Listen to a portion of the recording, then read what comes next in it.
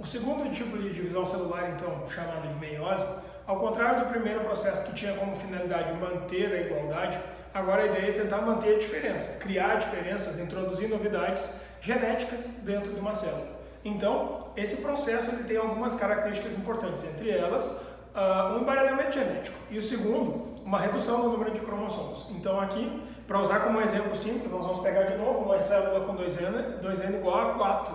Só que essas meioses, que vão acontecer com qualquer tipo de célula que puder sofrer meiose, elas vão passar por duas etapas sequenciais. Primeiro, uma meiose 1, que reduz o número 2N para N, chamado de meiose reducional, e é justamente onde acontece então essa variação no número de cromossomos e embaralhamento genético. E a segunda meiose é a meiose 2, que é quando a gente tem a célula reduzida, já o N, que continua N, chamada meiose equacional, ou seja, aquela que não altera, simplesmente vai equacionar o número de cromossomos para cada célula. Então, assim como lá na mitose, as fases continuam sendo prófase, metáfase, anáfase e telófase. Só que agora, para a meiose 1, nós vamos ter prófase, metáfase, anáfase e telófase 1. Depois, prófase, metáfase, anáfase e telófase 2. E entre a meiose 1 e a meiose 2, existe um intervalo de tempo pequenininho, que seria um período entre a primeira e a segunda divisão, chamado de intercinese. É quase como se fosse uma intérfase, só que sem o período S, só G1 e G2 e daí segue viagem. Então, nesse caso aqui, já que nós sabemos que a nossa celulinha ela vai passar por um processo de redução, tudo isso começa a embaralhar informações e preparar para reduzir dentro da meiose 1. Então, a primeira das etapas da meiose 1, ela na verdade, ela se subdivide em 5 subfases. Então, a prófase 1, ela está dividida em leptóteno, zigóteno, paquíteno, diplóteno e diacinese, chamado também de leptonema, zigonema, paquinema, diplonema e diacinese. O que acontece em cada uma dessas etapas? Então, popularmente aqui, lesipadidi, leptóteno, zigóteno, paquíteno, diplóteno e diacinese. Em cada uma dessas etapas tem um evento. A primeira subfase, aqui o leptóteno, a gente vai ter o início do cromossomo começando a condensar. Então não esqueçam de uma coisa, essa célula que está entrando aqui, ela recém saiu do período G2 da intérfase. Então ela já está com as cromátides duplicadas. Só que ela está começando a condensar para iniciar o processo da divisão celular. Então ela começa a formar pequenas bolinhas onde o DNA começa a ficar mais condensado. Nesse caso a gente faça um tingimento, uma coloração de célula para microscopia, nesse período já dá para enxergar a presença, então, de pequenas bolinhas mais escuras, chamadas de cromômeros. Então, nesse caso, no leptóteno, basicamente, o que nós vamos ter é a condensação dos cromômeros. Aí, nesse momento, os cromossomos entendem, plim, começou uma meiose. Então, nesse estágio, inicia o processo de formação de sinapse cromossômica, que é a aproximação dos cromossomos. Isso também é chamado de complexo sinaptonêmico ou pareamento de cromossomos homólogos. Então, no zigóteno, que é a segunda subfase, os cromossomos, aqueles que são homólogos, ou seja, aqueles que têm tamanho igual, centrômero da mesma posição, começam a se aproximar. Quando acontece isso, começam a se formar os cromossomos, eles começam agora a ficar mais compactos e já organizados por par. Então aqui eu fiz 2 pares, o par azul e preto e o par vermelho e verde. Quando acontece isso, então, no zigóteno nós temos o pareamento dos cromossomos. Quando está terminando esse pareamento, passamos para a próxima fase. A próxima fase, que é o paquíteno, é bem importante. Se não, uma das mais importantes, a mais importante dessas aqui, com certeza absoluta. É onde nós vamos ter, dentro do par de homólogos, o embaralhamento genético. Nesse caso, esse embaralhamento genético que vai acontecer aí, ocorre dentro do par. Então, por exemplo, quando a gente chega na fase número 3, aqui no paquíteno, o cromossomo preto e o cromossomo azul cruzam as suas perninhas, o braço dos cromossomos. Quando eles cruzam isso aqui, esse fenômeno vai criar um embaralhamento genético minúsculo, mínimo, mas suficientemente grande e necessário para que todos nós possamos ser diferentes uns dos outros. Esse embaralhamento, esse cruzar de perninhas, é chamado de crossing over, permutação gênica ou recombinação genética, mesma coisa. Então, quando acontece isso, esse par de cromossomos azul e preto cruza as perninhas e o par de cromossomos vermelho e verde também cruza as perninhas. Uma coisa importante ressaltar, nem todas as vezes todos os pares cromossômicos farão essa recombinação. Isso é que faz aumentar ainda mais a diferença entre os seres vivos, porque tem os que fazem e outros cromossomos que não fazem. Então, no paquíteno acontece esse crossover. Ao longo desse processo, os centríolos eles estão migrando para os polos para começar a formação daquele fuso da divisão celular. Então isso também está acontecendo. Quando termina o paquítem, os cromossomos que cruzaram as pernas agora começam a se separar de novo. E isso é o diplóteno. À medida que eles vão se separando, a gente consegue ver onde é que um bracinho cruzou sobre o outro e fica tipo um X entre os cromossomos. Assim, esses pontos onde eles trocaram as perninhas e ficou um X assim, é chamado de quiasma. E isso é visualizado na quarta subfase, chamada de diplóteno. Então, a gente vai ter a visualização dos quiasmas, que significa todos os pontos onde aconteceram esses pedaços, essas partes de recombinação genética. Quando acontece isso, então, nós temos a formação e visualização dos quiasmas no diplóteno, e aí os cromossomos voltam a se separar. Então, não ficam mais grudados um no outro. Quando acontece isso, a gente chega na última subfase, chamada diacinese, onde a gente vai ter a terminalização dos quiasmas, que significa eles vão tão para a extremidade que eles vão acabar se separando, e ainda encontramos o desaparecimento dos nucleus, que é uma característica normal de prófase, desaparecimento da carioteca, dos centríolos a gente vai esperar que eles migrem para os polos opostos da célula, formando aquele fuso da divisão. Quando terminar a prófase 1, ou seja, passar todas essas subfases, nós já vamos ter os cromossomos recombinados, ainda estão próximos um do outro, e ainda a fibra do fuso, toda ela completamente organizada, nucleo e carioteca desaparecidos. Isso finaliza a prófase 1, e aí, a partir desse estágio, dessa célula que sai da diacinese, que é a última subfase da prófase 1, entramos em metáfase 1. Começa realmente a segunda fase da meiose 1, que é a metáfase 1. Então, a partir da prófase 1, que é onde acontece esse evento de toda essa recombinação genética e preparo da célula para poder fazer o resto da divisão meiótica, o que vai acabar acontecendo é o seguinte: a célula começou assim a prófase 1, recombinou as informações, terminou a prófase 1 assim, com o fuso pré-formado, com os cromossomos pareados, porém recombinados. Só que eles ainda não estão bem no meio da célula. Então, quando eles passam para o meião da célula, bem na porção centralizada, eles vão em pares. Então, cuidado, a palavra-chave da meiose é pareamento, separação de par, isolamento do par, união do par, ou seja, falou em pareamento de homólogos, sempre é meiose. Então, na metáfase 1, o que vai acabar acontecendo é que a gente vai ter agora o par de cromossomos homólogos, não sei quantos vão ser, se é 2, 4, 6, nesse caso que são 2 pares, os pares ficam todos eles bem alinhados no centro. Primeiro par em cima, segundo par embaixo e tantos quantos tiverem. Então vejam que o par está ali no meio. Só que sempre lembre, terminou a parte da metáfase, os cromossomos começam a ser puxados para os polos opostos. Só que agora o cromossomo é puxado inteiro para o polo oposto e não rasgado ao meio como acontecia na mitose. Sendo assim, este par azul-preto vai ser separado e esse par vermelho-verde vai ser separado. Quando eles são separados, migra um azul com a perninha preta recombinada, ou um preto com a perninha azul recombinada, cada um para um canto. Segundo, no par vermelho-verde, a gente vai ter o vermelho indo para um lado, o verde indo para o outro. Então, na fase 1 é que eles começam a separar o par. Então, é esse tipo de separação de par que, caso dê errado, pode formar gametas, ou seja, espermatozoides ou óvulos, que podem ter números cromossômicos errados. Então, aqui é a separação dos pares de homólogos que caracteriza a anáfase 1. Uma vez terminada essa separação, a gente começa a ter duas células filhas. Essas células filhas que resultam, cada uma delas vai ficar agora com apenas 2 cromossomos e 2 cromossomos, ou seja, o azul e vermelho recombinados num lado e o preto e verde recombinados no outro. Lembrem, a meiose 1 não é justamente reduzir de 2N para N, nesse caso de 4 cromossomos para 2. Então agora fica 2 cromossomos em cada célula filha da meiose 1. Essas células filhas eu botei aqui para a gente ter uma forma de fazer uma legenda. Linhagem A, as que ficaram na esquerda, e linhagem B, as que ficaram na direita. Então, assim que termina uma divisão celular, sempre tem uma intérfase. Só que aqui não dá para ter uma intérfase completa. Então, entre a primeira meiose e a segunda, a gente tem uma pseudo-intérfase, chamada de intercinese, que na verdade é basicamente o período G1 mais o G2, sem a parte da duplicação do período S. Então, é só a parte de produção de energia e de síntese de proteínas. Quando acontece isso aqui, a citocinese acontece e separam as duas linhagens. A linhagem A, que é aquela que está toda ali em cima, e a linhagem B, que é aquela que vai estar toda ali embaixo. Então, na linhagem A e na linhagem B, o que vai acabar acontecendo agora nada mais é do que uma mitose dentro da meiose, que significa Todos os eventos que nós vamos ter agora são eventos iguais aos que acontecem na mitose, bem igualzinho, só que agora com células que já fizeram recombinação e que reduziram o número de cromossomos pela metade.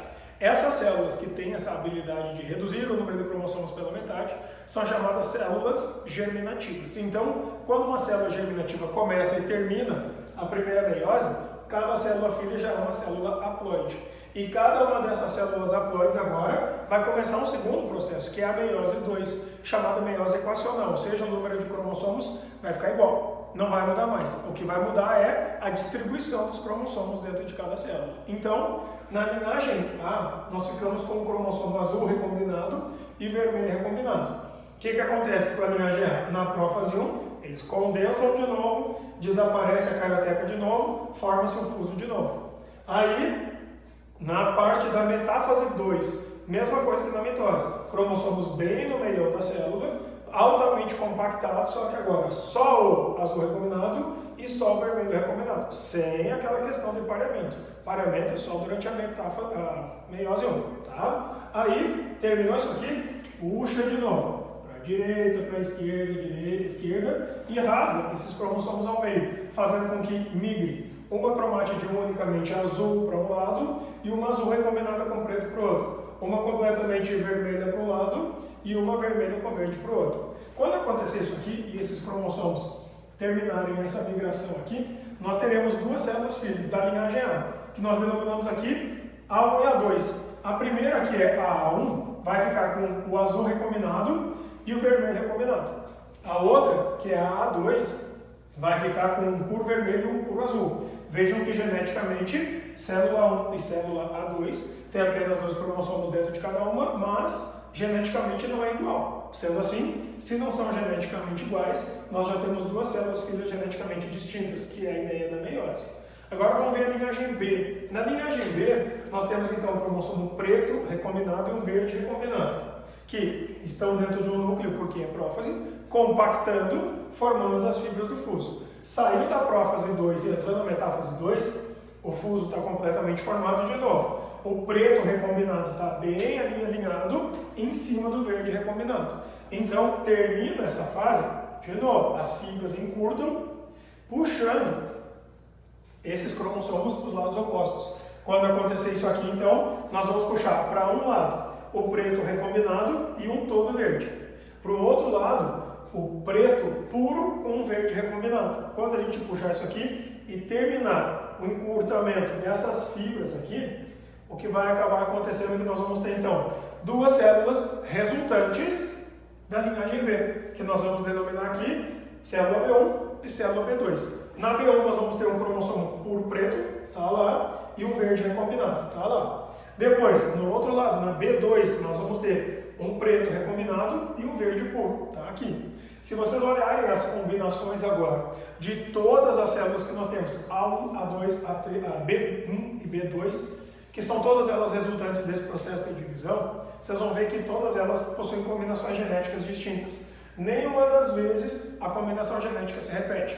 Logo, todas as células resultantes do processo de meiose são geneticamente diferentes. A partir desse processo terminado, na telófase 2 nós teremos então a citocinese final, que é dividir os citoplasmas pelo fim, e aí cada uma dessas células aí sim vai poder passar por um processo agora, onde ela pode se transformar em um óvulo, pode se transformar em um espermatozoide, pode se transformar numa oosfera, pode se transformar num grão de pólen ou até um esporo. Esse processo daqui para frente, se for para fabricar gametas, aí nós temos um processo chamado gametogênese. Se for para fabricar esporos, ou se for para fabricar células vegetais, aí podem ser simplesmente processos de diferenciação celular. Aí vai depender de que tipo de ciclo reprodutivo o indivíduo faz e que tipo de processo ou atividade vai ser necessário para que cada uma dessas células desempenhe o seu papel.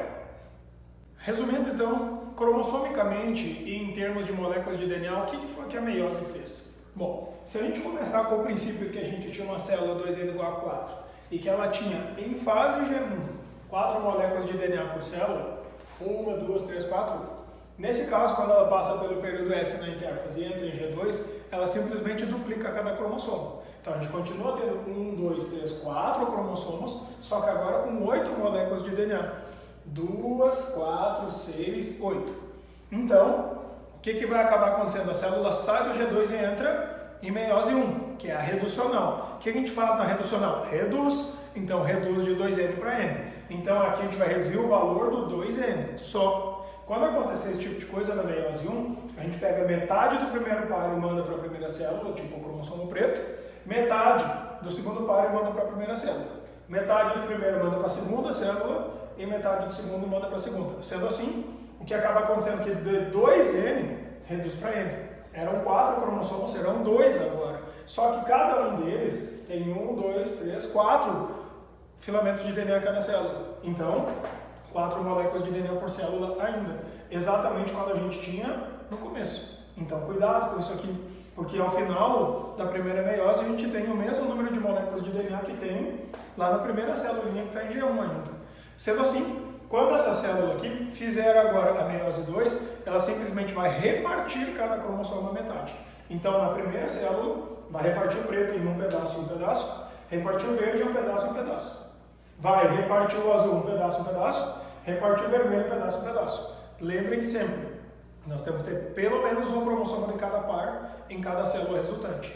Nesse caso aqui, eu fiz um tipo de meiose sem crossing over. Existe essa possibilidade, mas quase sempre as questões de meiose envolvem o crossing over. Sendo assim, se a gente tivesse uma célula fazendo uma meiose sem crossing over, ao final a gente teria uma célula com N igual a 2, ou seja, 2 cromossomos em cada célula filha, mas com 2 moléculas de DNA em cada célula. 1, 2. A chance de formação de qualquer uma dessas aqui, sem crossing over, é de 25% para cada um, ou 1 para 1. Sendo assim, se a gente pegar essas informações e formos tabelar graficamente, o que a gente vai ter é o seguinte. Primeiro, representado em preto, pelos tipos de legenda C, 2C e 4C, nós temos a quantidade de DNA que nós vamos ter na célula. E em verde, representado pelo N, 2N, o número de cromossomos que nós temos em cada célula. Então, se eu pegar uma célula, qualquer, que ela comece com 2C, tipo o nosso 2N igual a 4, no período G1 ela duplica a quantidade de DNA. Aí faz o G2 com o dobro da quantidade de DNA, mas faz toda a primeira meiose, reduz na anáfase 1 e termina a primeira telófase com quantidade de DNA 2C. Como é que começa 2C e termina 2C? Por causa disso aqui. Começa com a quantidade de moléculas que tinha lá no começo. Cuidado para não fazer confusão quando acontecer isso aqui. Aí, inicia a segunda meiose. Aqui, prófase 2. Com a quantidade de DNA 2C, na anáfase reduz a quantidade de DNA e vai diminuir depois no final. Então, como é que acontece isso? Porque agora os cromossomos aqui, eles serão repartidos ao meio. Então, eram 4, aí vai diminuir para 2 moléculas, por isso que reduz. Não confundam o que é número de moléculas de DNA com o que é número de cromossomos. Porque número de cromossomos nós temos 2N no começo, que vai até a primeira anáfase e já reduz o número de cromossomos para 1N. E vai 1N até o final. Então, cuidado para não fazer essa confusão, porque é muito comum confundir número de moléculas com número de cromossomos. Na prática, nós teremos o seguinte. Aqui nós temos, por exemplo, um cromossomo assim, um cromossomo assim. Duplica cromossomos assim e assim. Aí passa por esse período. O que a gente faz? Separa um cromossomo para uma célula, um outro cromossomo para outra. Agora são células diferentes. Só que se tu olhar aqui, tem 2 moléculas de DNA aqui e aqui também. Por isso que continua C e 2C. Só que se tu olhar o número de cromossomos já era 2N e agora é 1N numa e 1N na outra. Então o número de cromossomos reduz. Aí quando a gente chega aqui, o que vai acontecer? Essa celulinha que estava com cromossomos assim, vai dividir e vai ficar com um assim e um outro assim. Essa outra aqui, vai ficar com um cromossomo assim e outro cromossomo assim simplificado. E aí sim, nós vamos ter um e um. Aí reduz realmente o número de cromossomos. Então, cuidado. Essa montagem aqui, normalmente é o que o pessoal acaba confundindo, porque eles vão fazer de propósito para vocês confundirem número de moléculas de DNA com número de cromossomos. Então, entender o que está acontecendo nesse gráfico e o que está acontecendo aqui é extremamente importante, é imprescindível para não errar questões sobre meiose que tenham um grau de complexidade um pouquinho maior. Então, lá na parte de genética, quando a gente fala sobre a diferença da genética mendeliana para a genética moderna, vamos chamar assim, é justamente isso aqui, ter ou não ter o crossing over. É justamente por essas situações que nós podemos ter filhos que são muito parecidos com seus pais ou filhos que podem não ter nada a ver com seus pais. Só que isso são assuntos para a parte de genética e também para a parte de ciclos reprodutivos e gametogênese, que isso vocês encontram numa outra aula.